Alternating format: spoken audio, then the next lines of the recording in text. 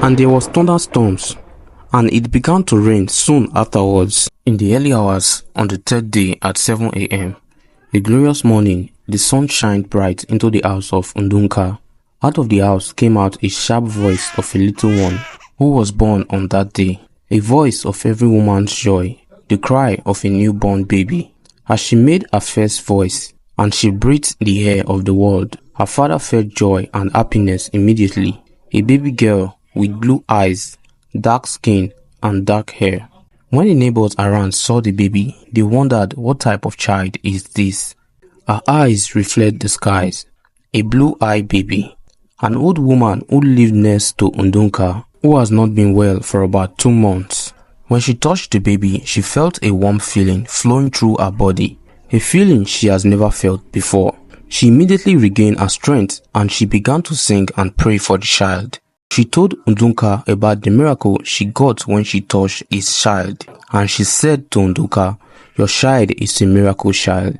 And she said to her, "Little one, I shall call you Adaeze," and she left. Ndunka told his wife Nneka about what happened and how the old woman got her strength and named their child. His wife was surprised and said, "Adaeze is a good name. Let's call her Adaeze." And so she was named Adaeze, a child whose eyes reflect the skies. Her touch had the ability to heal wounds and sort troubled souls. Her eyes can see the past and the future. As Adaeze grew, stories of her extraordinary ability spread throughout the village, and so she became respected and feared by people of her town. Some said that she was blessed by the gods, while others believed she was cursed by dark forces. Despite the mixed reaction, Adaeze used her power to help and heal people in and across her town. She became popular in her village and in other villages as well. Whenever she looked at someone, she sees their past and their future. However, someone with such great ability can't always announce the future to everyone and it won't be right. If she sees a bad future about someone, she would tell the person things to avoid so that they can be better in their nearest time. However, not everyone appreciated Adaeze's gifts. Adiago, her stepsister, became jealous of Adaeze. She was angry of how successful her half-sister has become. One day, Adiago went to a witch doctor across the village and plotted with him to capture Adaeze spiritually and collect her powers. Not only for Adaeze to be powerless, but for her to fall sick as well, so that people will say the child whom heals the sick is now sick and cannot cure herself. Adiago offered the witch doctor Adaeze's gifts, and in return for Adaeze to be powerless and weak. And so the witch doctor gave Adiago some potions to spray 3 times in Adaeze's room, so that when she breathed the air in and out, as she breathed out, her powers will leave her permanently. And so Adiago went back home and she did exactly what the witch doctor has told her. Unaware of the darkness that awaits her, Adaeze continued to roam about the village, spreading kindness and joy wherever she went. At evening time, when she got home, she heard voices whispering in her ears, but she couldn't understand the language of the whispering. Not knowing those whisper voices was a warning to her not to go inside her room, and so she went in and fell asleep. In the morning when she got up, she felt tired, so tired that she could not do her daily work. Adaeze, who is best known as a healer, she goes by preparing medicine for those in need. Her touch alone can make a sick person to be well. She has a little house of which she called the House of Mercy, where people who believes in her go to worship with her and pray to their gods. However, on that day, it was afternoon and Adaeze was still at home, as she could not go out due to her tiredness. Her stepsister Adiago came in and asked Adaeze. She said, "Sister, what is wrong with you today? You have not gone out since morning." She asked again, "Are you not well?" And Adaeze replied, "My dear, I think I'm exhausted from work and I'm feeling really tired. I will take a day off today." And Adiago said to her, "But you are always full of energy.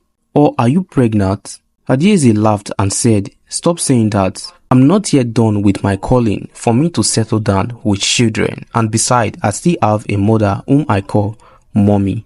And they both laughed, and Adiago went out after pretending like nothing ever happened. And so her followers gathered at their worship house, waiting for her, but she did not come that day. That night, Adaeze had a terrible nightmare, and when she woke up in the morning, she couldn't get up. She tried 5 times, but as she tried, her legs was shaking. She could not move her legs. Her legs were so weak. Her skin became dried. She could not talk louder. As she couldn't, she did not have any option as she threw a lamp at the door and it broke with the noise of the broken glasses. Her mother came in quickly to see what fell at the floor, and she stood by Adaeze's room. She saw the lamp at the floor and Adaeze crying on her bed. She said to her mother, "Mommy, I cannot get up. I think something is wrong with me." Nneka, her mother, could not believe her eyes, and she said, "This can't be you. Since you were born, I have never seen you in this condition. Don't cry, my child. Let me get your father." Nneka called her stepdaughter. She shouted and screamed Adego's name, but she was nowhere around the house. Nneka ran quickly to her husband's workplace, where he sold wooden chairs and tables, and told him about what happened to their daughter. They both ran back home quickly to meet their daughter still crying on her bed. Nduka, her father, said, "Oh, my child, what has happened to you? Why are you in this condition? Oh, my child, who has done this to you? Oh, my child, upon all the good you have done, why have this happened to you? Oh, my child, has the gods forsaken you?" And so Nneka began to weep when her husband was speaking. And so Nduka asked, "Where is Adego?" Nneka replied, "She is not at home. She must have left for work." Nduka said, "Why didn't she check on her sister before leaving?" Nduka, her father, then left and went to look for solution for his daughter.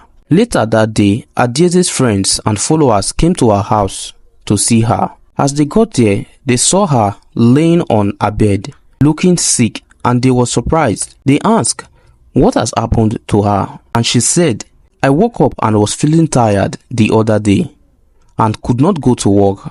And today when I woke up, I couldn't walk and I was feeling really sick." And she said again, "My skin is so dry." Her friends, after hearing what she said, they were surprised.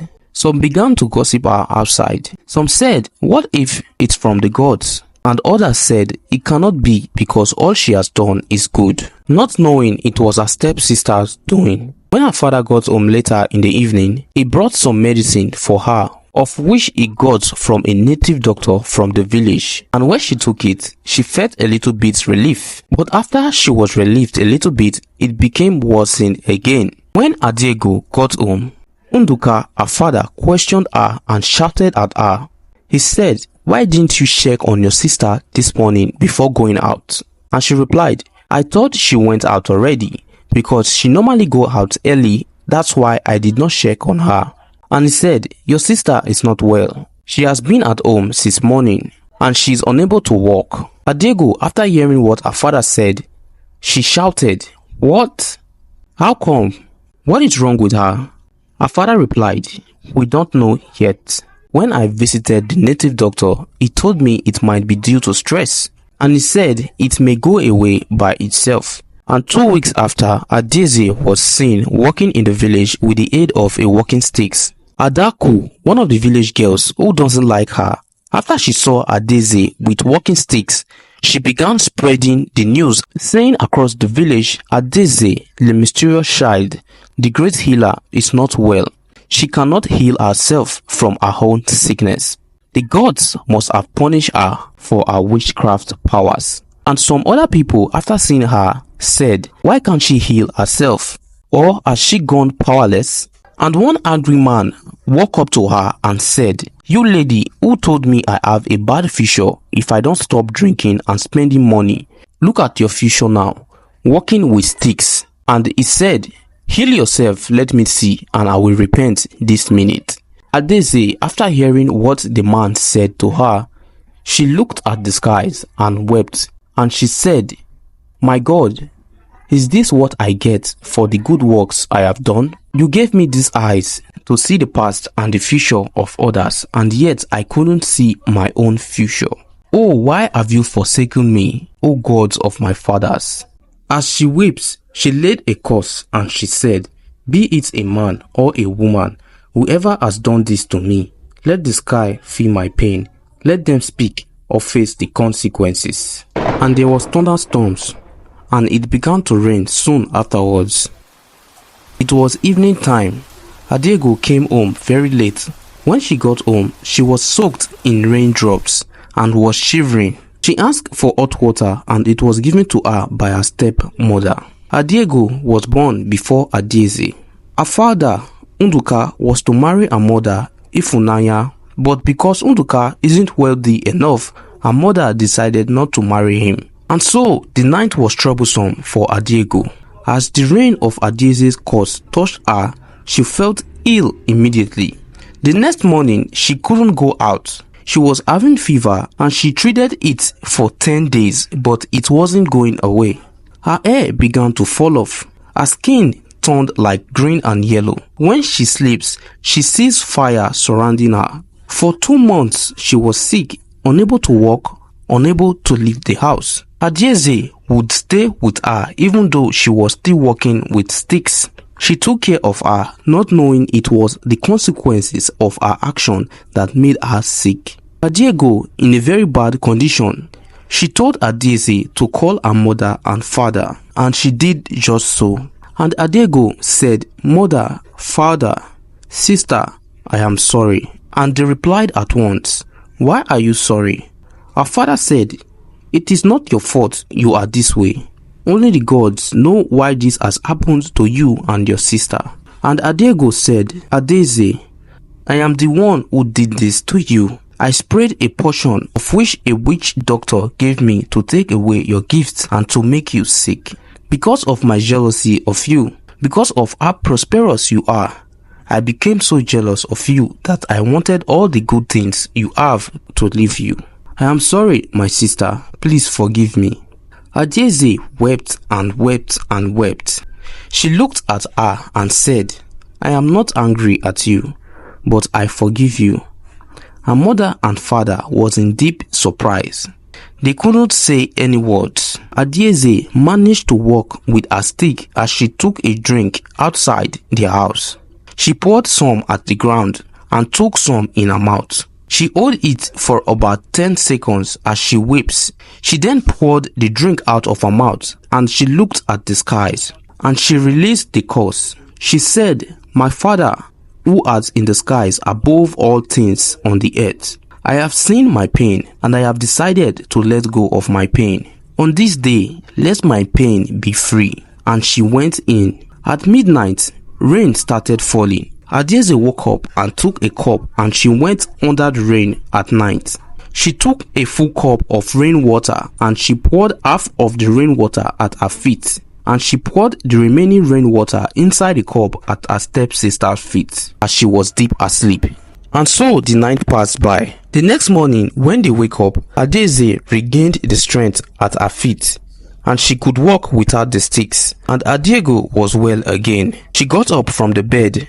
When their parents saw them, they began to praise the gods of the land. And so Adieze gifts returned and Adiego became a member of Adieze Prayers House, and they lived happily ever after.